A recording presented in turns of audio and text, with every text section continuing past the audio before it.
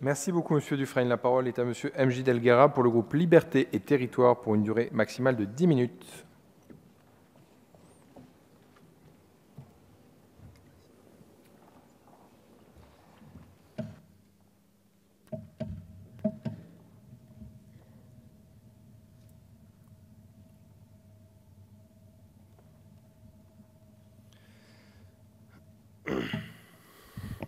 Monsieur le Président, Madame la Ministre, Madame la Présidente de la Commission, Monsieur le rapporteur, mes chers collègues, l'Autorité européenne des marchés financiers est née d'une nécessité, celle d'assurer la stabilité financière de l'Union, de garantir le bon fonctionnement des marchés financiers et de protéger les investisseurs au lendemain de la grave crise financière mondiale de 2007-2008.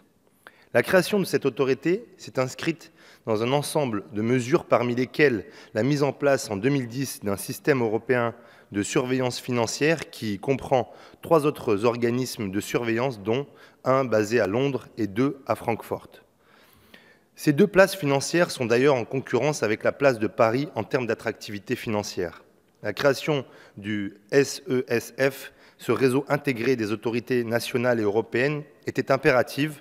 Et dans ce cadre, l'adoption du règlement européen qui a porté sur les fonds baptismaux l'autorité européenne des marchés financiers a doté celle-ci d'une grande diversité de missions. L'AEMF doit notamment agir en vue d'améliorer le fonctionnement du marché intérieur, en particulier en assurant un niveau de réglementation et de surveillance élevé. Cette nouvelle approche de surveillance des marchés était indispensable car la crise financière avait fait apparaître des failles inquiétantes que l'Union européenne se devait de colmater. Ainsi, le système de coopération qui existait entre les autorités nationales dont la compétence s'arrête aux frontières des États membres s'était révélé insuffisant face à une crise globale née des dérives de la mondialisation. Ce changement dans la surveillance des marchés financiers était indispensable car cette crise a eu des conséquences sur le pouvoir d'achat de nos concitoyens et sur la stabilité des États européens. Cette nécessité de changement fait écho à cette citation de Jean Monnet qui pensait que « les hommes n'acceptent le changement que dans la nécessité et ils ne voient la nécessité que dans la crise ». C'est réellement ce qui a conduit à l'instauration du SESF et de l'autorité des marchés financiers.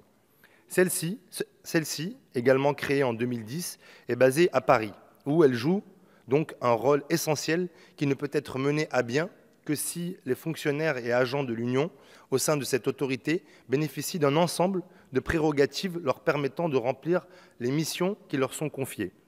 Dans la mesure où celles-ci peuvent aller jusqu'à un pouvoir de sanction, alors que le règlement relatif à la création de l'AEMF est assez elliptique sur ce point, il est indispensable que l'autorité des marchés financiers puisse agir en toute autonomie vis-à-vis des États membres. Mais agir en toute autonomie ne veut pas dire, dans ce cas précis, doter l'autorité des marchés financiers d'un pouvoir réglementaire autonome. Son rôle se limite et doit se limiter à un pouvoir de proposition, car nous ne devons pas porter atteinte à l'équilibre institutionnel porté par le triangle composé de la Commission européenne, du Parlement européen et du Conseil européen.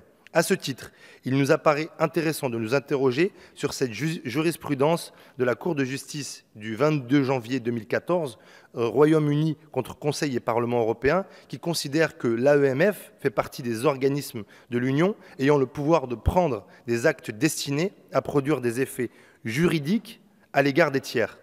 Cela signifie que l'AEMF peut disposer, dans certains cas, d'un pouvoir normatif. Il nous semble donc indispensable de veiller à ce que les délégations conférées à l'AEMF soient suffisamment encadrées, tant sur le plan procédural que sur le fond, afin de ne pas menacer l'équilibre institutionnel existant. Il est également important de se poser la question de l'évolution du cadre de supervision des professionnels intervenant sur les marchés financiers. En effet, en l'état actuel du droit, cela relève essentiellement des autorités nationales. Or, une tendance consistant à confier de plus en plus de prérogatives à l'échelon européen semble se dessiner.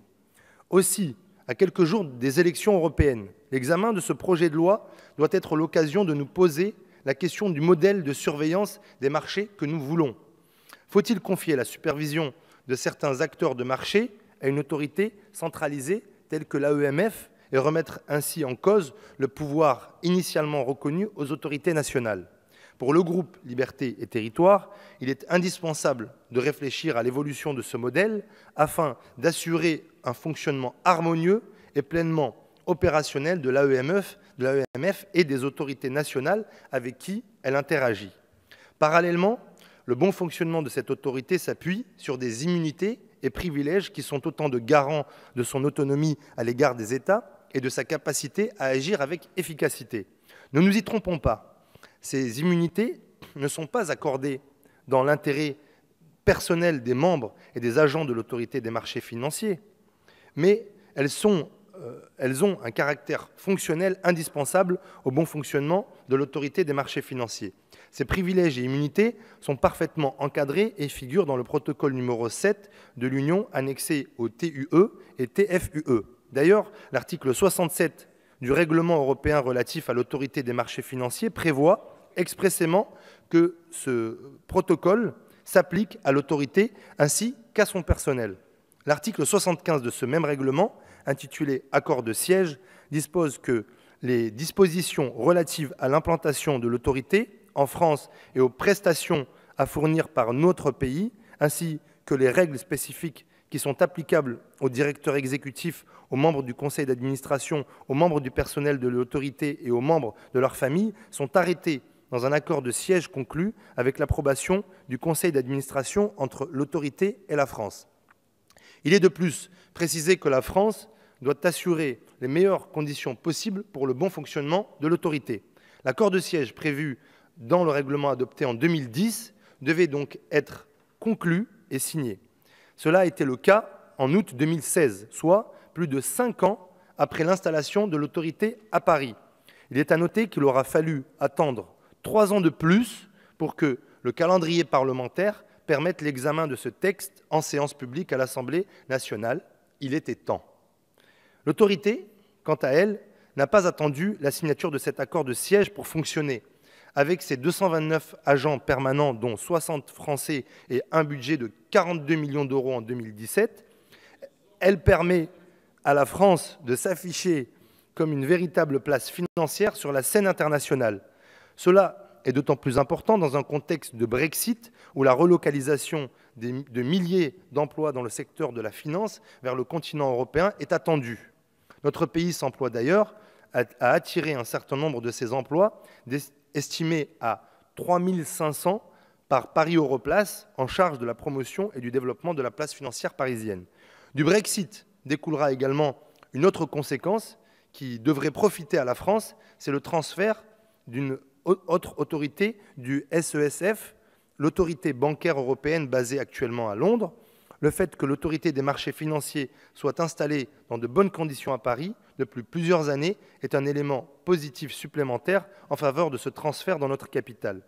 Tous ces mouvements entraîneront évidemment des retombées économiques positives pour la France.